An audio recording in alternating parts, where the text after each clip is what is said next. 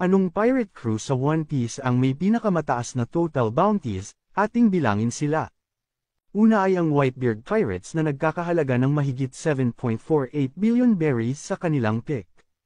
Si Whitebeard mismo ay may mahigit 5 billion, ang sumunod ay ang Straw Hat Pirates na nagkakahalaga ng 8.816 billion, nangunguna si Luffy na may 3 billion na sinundan ni Zoro, Jinbe at Sanji sa billion range, habang si Chopper ay nakakuha ng 1,000.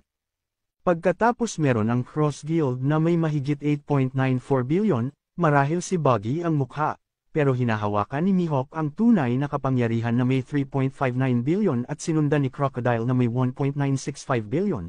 Ang sumunod ay ang Big Mom Pirates na may malaking 10.12 billion.